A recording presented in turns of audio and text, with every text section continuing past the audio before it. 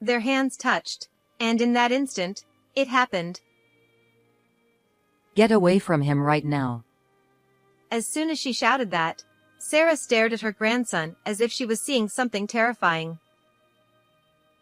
My son, John, was 5 years old, but this was the first time he was meeting his grandmother, Sarah. It was as if an electric current had passed through her. She quickly withdrew her hand. Of course, neither my husband nor I had any idea what was going on. What did she mean by get away from John? We had been looking forward to this meeting, so why would she say something so awful? Trying to remain calm, my husband asked for an explanation. Mom, what's going on? Did John do something? Don't you two feel anything? Ignoring our confusion, she said this with an eerie calmness. What was she talking about? She sighed briefly and then spoke again.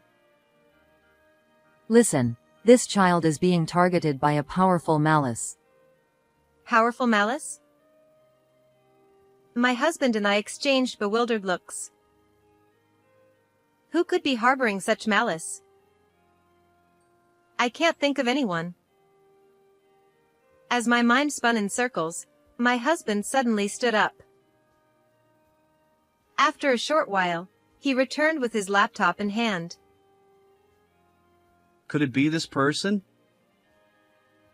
He opened a video on the laptop and placed it in front of Sarah. I thought it was unlikely she'd recognize anything from it, but her eyes widened in shock.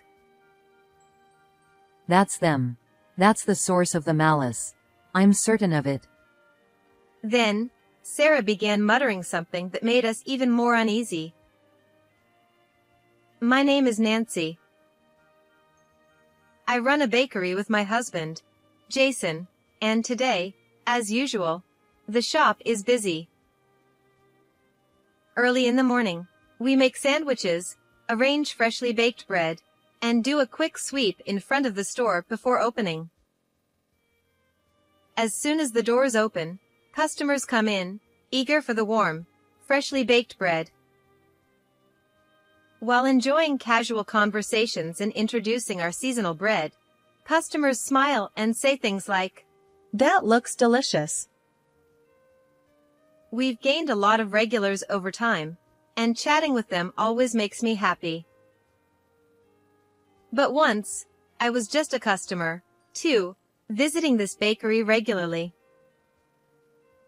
Before I knew it, I found myself not only drawn to the bread but also to Jason, the owner. That's how we started dating and eventually decided to get married. When we got engaged, Jason told me, I need to tell you, I've been divorced once. When I quit my corporate job to open this bakery, my ex-wife and I split up. He said this in a strained voice, and I could sense how painful that memory was for him. She didn't want the financial instability. But I chose to follow my dream of owning my own shop. That's the kind of man he is. He warned me that there might be times when he would prioritize the shop over our family, that he might not always be available to help with raising kids. We talked a lot, struggled with those thoughts, but in the end, we decided to be together. Don't worry. We'll figure it out, and I'll make sure everything works. I smiled as I took his hand. After that, we visited his mother, Sarah, and got registered. Jason and I were so full of happiness, convinced that no matter what came our way, we could overcome it. Sarah, my mother-in-law, is elderly, yet she lives alone in the countryside, far from where Jason and I live. According to Jason, Sarah has a strong spiritual sensitivity, and being around too many people exhausts her.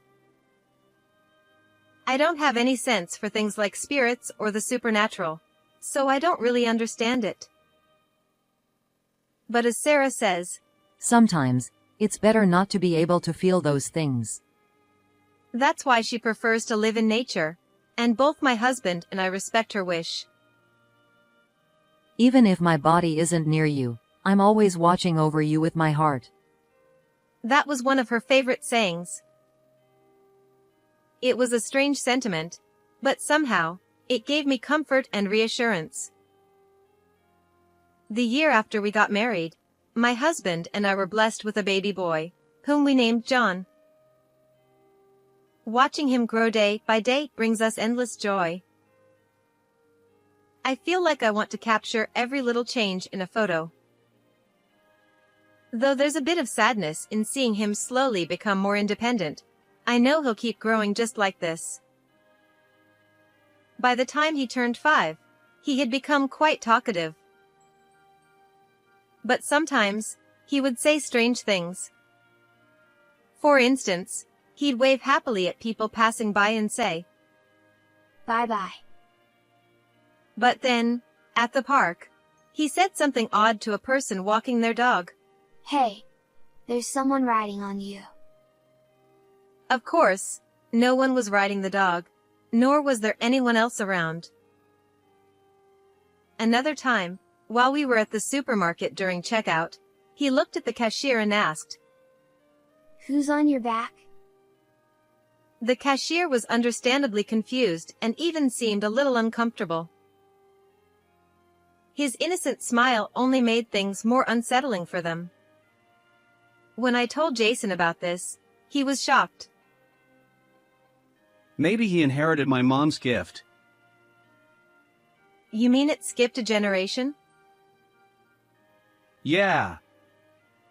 Maybe we shouldn't let him talk too much about it in public. Of course, it was impossible to control what he said at kindergarten, but we started encouraging him to zip your lips whenever we went out. Still, he was just a 5-year-old, and there were limits to what we could do. Even though he's my own child, there's something mysterious about him. If he inherited your mom's ability, maybe we should ask her for advice?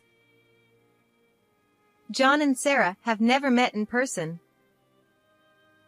When he was born, a severe illness was sweeping across the U.S., making it impossible for us to visit. Now that things have calmed down, I've been thinking we should reach out to Sarah soon. Around the same time that we were worrying about John's unusual comments, there were also some changes at Jason's bakery. It wasn't that sales were picking up or that we were getting media inquiries. Sadly, we started seeing negative comments about the bakery on social media. People claimed the bread was soggy, the sandwiches smelled, or that the owner had a bad attitude. Even Jason was troubled by it. I always serve freshly baked bread, so why are they saying this? And was my attitude really that bad? He vented his frustration one night while sipping a cold beer. Whether it was because of the posts or not, fewer customers had started coming in. Of course, we had been using social media ourselves, posting about seasonal specials and running promotions, which had helped us build a customer base. But now, with these negative posts floating around, fewer people seemed interested in coming. In this era dominated by social media, customers sometimes trust what they rate online more than their own experiences. I don't think we'll lose all our customers overnight, but things aren't looking good, and we need to turn this around somehow. One day, while I was sweeping in front of the store and getting ready to open, I noticed a garbage bag had been left there. Puzzled, I picked it up. What's this? Hoping it wasn't something dangerous or toxic, I peeked inside. It was just regular household food waste. Why would someone leave a bag of garbage here? Who would do this? Nancy, what's wrong? Did something happen? Jason came over, noticing me frozen in place. I told him someone had dumped a bag of food waste in front of the store, and he looked confused for a moment. But then he shrugged it off, smiling. Don't worry about it. It's probably just a mistake. Here's how you deal with it. He tossed the bag into the large dumpster behind the shop. Was it really nothing to worry about, like Jason said?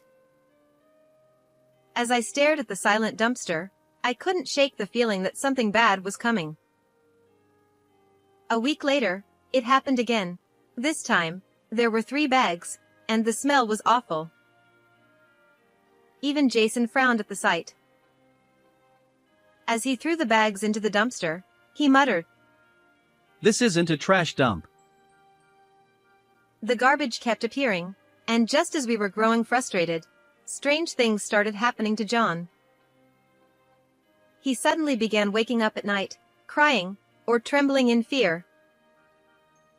Mommy, I'm scared. He would get up in the middle of the night, come to me, and start crying. He'd never done this before. What could be causing it?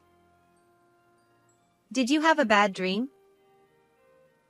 He only shook his head, burying his face in my arms, sobbing quietly. Don't come near me. Go away. Both Jason and I stayed with John until he fell asleep that night. After he had calmed down and drifted off, Jason sat down with a beer, deep in thought, and finally said, If this keeps up, maybe we should file a report with the police. About the garbage? But we'd already thrown it away, and no one had seen who was leaving it. I doubted the police would do much without evidence. After talking it over, we decided to install a small security camera outside the store to monitor the situation. At the same time, fewer customers were coming in, likely due to the negative comments on social media. Sales were low, and Jason seemed worn down. I wasn't sure how to lift his spirits. The only thing keeping us afloat was the loyalty of our regular customers. Let's focus on the people who support us, not the ones trying to bring us down. Nancy. Your bread is the best in the world. Isn't that right? I gave him an encouraging pat on the shoulder. Yeah, you were right. All right, let's try something new. A brand new bread.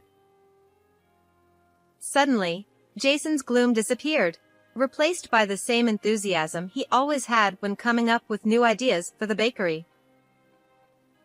His eyes sparkled, just like when we first met, and he would dream up all sorts of bread during our dates. Nostalgia flooded over me as I watched him jot down ideas for new recipes, the table in our living room covered with notes and sketches. It reminded me of the early days of our relationship, and I couldn't help but smile. As if mocking us, it happened. A week later, someone spray-painted graffiti on the store wall. It was a poorly drawn character I vaguely recognized, alongside the words "terrible bread." Worse yet, it was done with paint, not something we could easily wash off. People passing by were just as shocked as we were, clearly disturbed by the sight. Since the store faced a busy street, there were always people around during the day, but at night, the area was quiet. It seemed no one had witnessed the graffiti being done. Jason stood there, his lips tightly sealed, his expression dark. He clenched his fists, radiating frustration. Even if they hate my bread, there are things you can and can't do. The security camera had captured a figure, but the footage was too dark, and the angle wasn't right to see their face clearly. Jason filed a report with the police, determined to get to the bottom of it. I won't let them get away with this. Strangely enough, after that, the garbage dumping and graffiti stopped. Perhaps the vandal had noticed the security camera while spray painting and decided to quit. It was likely the same person responsible for the trash bags too. However, the online harassment didn't stop. A little while later, on one of our days off, Sarah called Jason.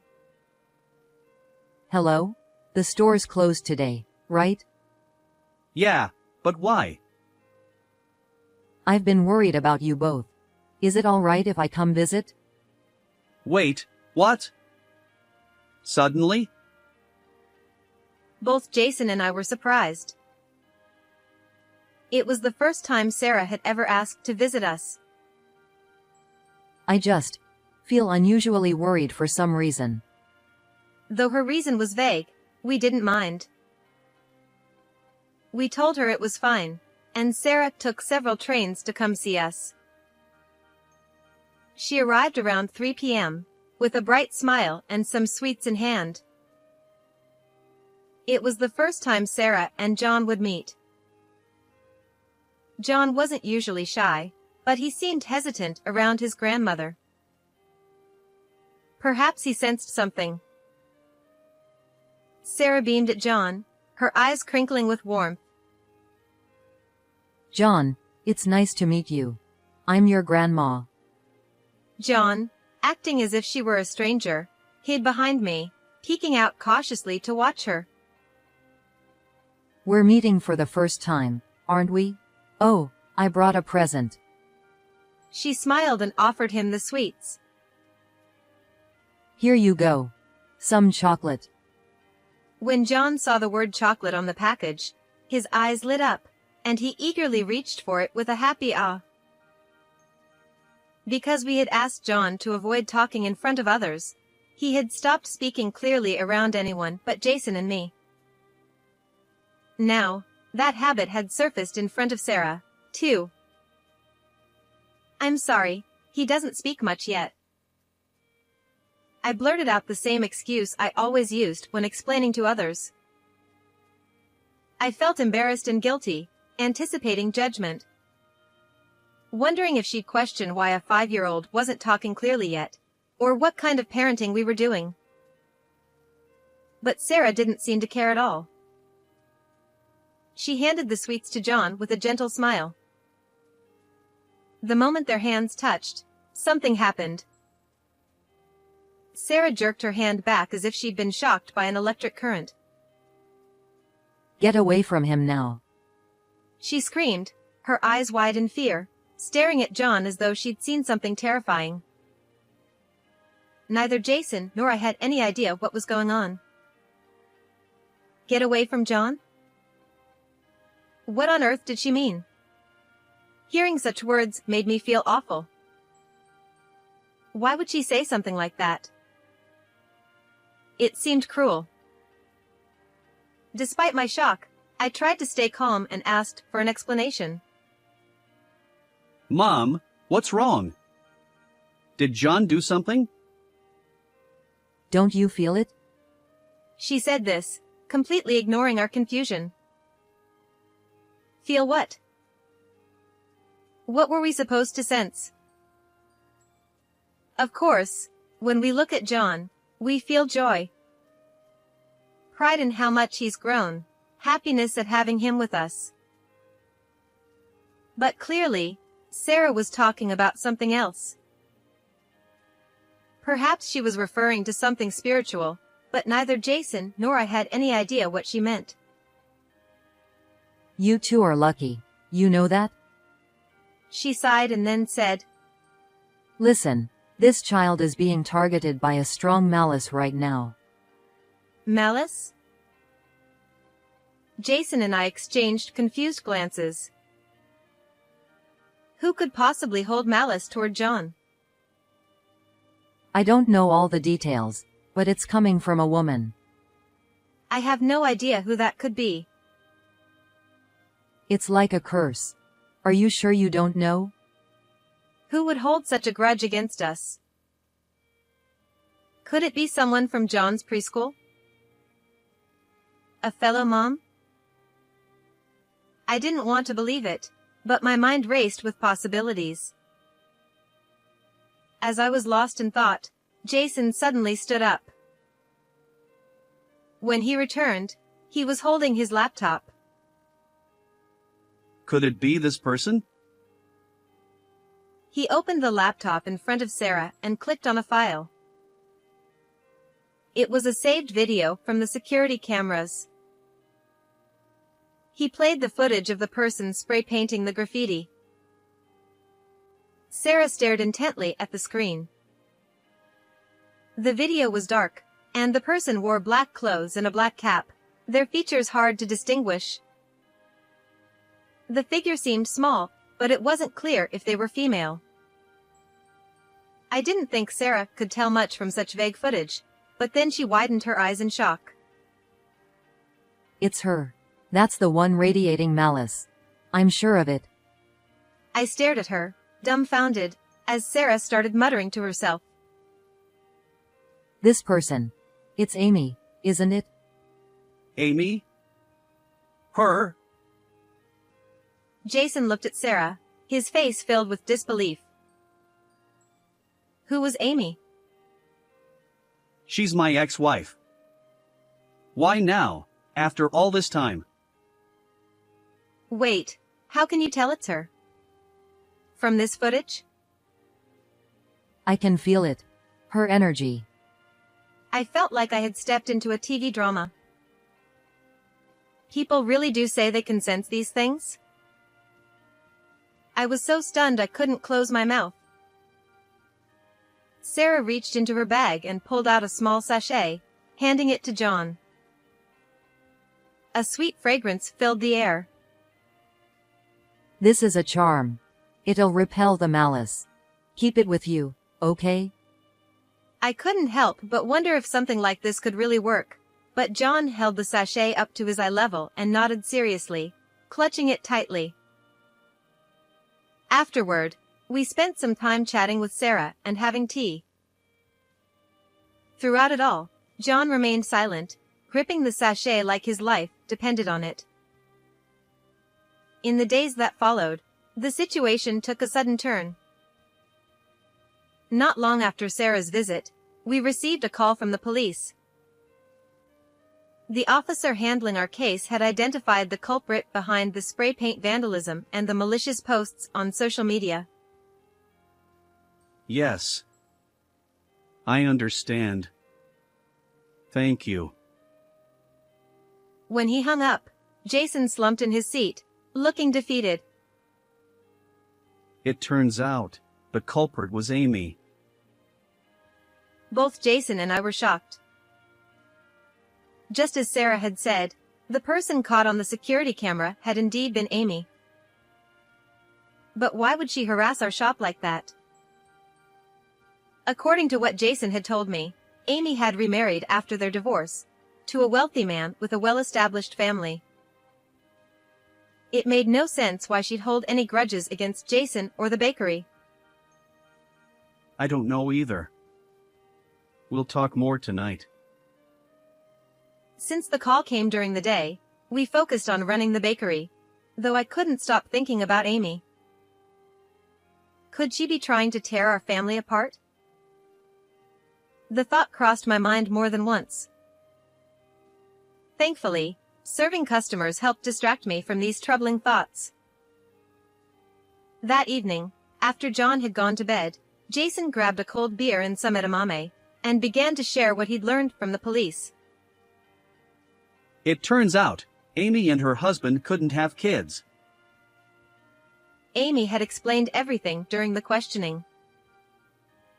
She had undergone fertility treatments, but nothing had worked. Tensions grew between her and her in-laws, who pressured her with comments like, "When will you have kids?" and "You're a failure as a wife." Gradually, Amy lost her confidence, and the situation became unbearable for her. Amid all this, she heard from someone, likely a mutual friend, that Jason had remarried. Jason assumed that same friend had mentioned John as well. How can Jason be so happy while I'm suffering like this? Her bitterness grew, and that's when she started acting out, lashing out at Jason and our bakery out of sheer resentment. That's just jealousy, I exclaimed. Could such a petty reason really drive someone to post hateful comments online and vandalize our shop with spray paint? The thought of someone harboring that much envy and hatred was frightening, yet I also felt a small pang of pity for her. Amy had probably wanted nothing more than to have children and live happily with her husband. In situations like this, it's not a matter of blame. Having children is a matter beyond anyone's control. I feel sorry for her too, but we were still hurt by all of this. Cleaning off the graffiti and dealing with the damage to our reputation had cost us dearly. True to his word, Jason decided to file a formal claim for damages. John must have been scared too. He downed his beer in one gulp. It was true. John had been the target of Amy's malice, and Sarah had even said it felt like a curse. I couldn't forgive Amy for that. If Sarah hadn't come, John might still be having trouble sleeping. Thanks to the charm, John had started sleeping soundly again, just like before. The faint sweet scent seemed to calm him. My only worry was whether Amy might try to retaliate or curse us again. When I brought it up to Sarah, she surprisingly laughed. You don't need to worry about that. What? Why not? Because when you curse someone, the curse comes back to you many times over. According to her, Amy would eventually face the consequences of her own actions, and there was no need to fear that John would be cursed again. Not being familiar with such things, I could only manage a simple, "Oh," in response. In any case, as long as John was safe, that was all that mattered. We found a trustworthy lawyer and filed a claim for damages against Amy. We had no idea how she would react. There was a chance the harassment and vandalism against the store would escalate. The thought of things getting worse than simple graffiti was terrifying. However, to our surprise, the compensation was paid swiftly. According to one of Jason's friends, Amy's husband and his family provided the money. It seems they acted quickly, perhaps afraid of the scandal damaging their reputation. Since then, there had been no more nasty posts on social media or any further pranks at the store. We were relieved. I also heard that Amy and her husband divorced shortly after the incident. Apparently, neither her husband nor his family could tolerate her behavior any longer. They couldn't forgive the fact that she had been harassing her ex-husband and his bakery. Not long after, Amy was hospitalized. It was unclear whether it was due to mental health issues or some other illness. I couldn't help but wonder if, as Sarah had said, some kind of curse had backfired on her. There's a saying that what goes around comes around, and this seemed like a perfect example of it. When you harbor resentment towards someone, it will eventually come back to you. Even someone like me, who couldn't sense spiritual things, started to believe that a little. Now, I try not to be so startled by my son's strange remarks and just listen. As for Sarah, she ended up moving in with us. Given her age, we were worried about her living alone. At first, she hesitated, but Jason and I managed to convince her. The first few days after moving in, she seemed unsettled, but within a week, she adjusted. I can't believe I'm living in a bakery with so many people coming and going. She had been nervous at first, but now she relaxes in the back of the shop. According to her, everyone here seems to be good people, and there's no bad energy. Thanks to that, she's been able to enjoy a peaceful life with us. Incidentally, Sarah had another hidden talent. She could predict the near future of people and animals she encountered. She said it was something like fortune-telling, based on the energy she could sense. I can see it if I try. She laughed like a witch when she said this. Oddly enough, whenever Sarah casually told something to one of our regular customers, it ended up coming true. Sarah, what exactly did you say to that customer? That girl in the suit, I told her she'd get a promotion soon, and she shouldn't quit her job. What? That girl was indeed one of our regulars, always buying sandwiches from us. I'd noticed she carried a bag full of documents, and her nails were always perfectly manicured. But recently, she had seemed down. A few days later, the same woman came skipping into the store, heading straight for Sarah. As it turned out, just as Sarah had said, she got a promotion. But that wasn't all. Another time, she said to a customer walking their dog, Your dog is suffering. You should take it to the vet. Although the customer seemed doubtful, the next day, their dog fell ill, and a serious condition was discovered.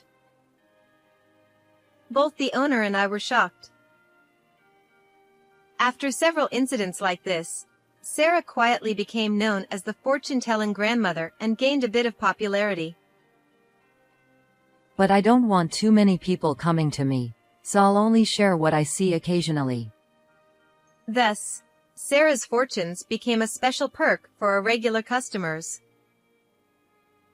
Partly because of this, the bakery's business picked up again.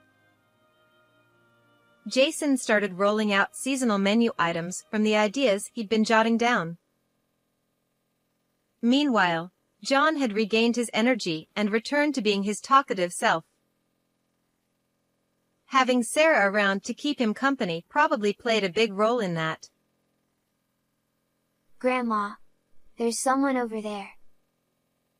As always, he would point to a seemingly empty spot. Sarah would respond to each of his observations, teaching him the difference between what was living and what wasn't. I think being with her has helped John start to control his ability to see things. He no longer points at empty spaces when we're out and about. Even the cashier at our usual supermarket now greets him with a smile. Seeing John happily chatting with everyone reassures Jason and me. I believe this simple, peaceful life will continue, and no matter what challenges arise, our family will face them together.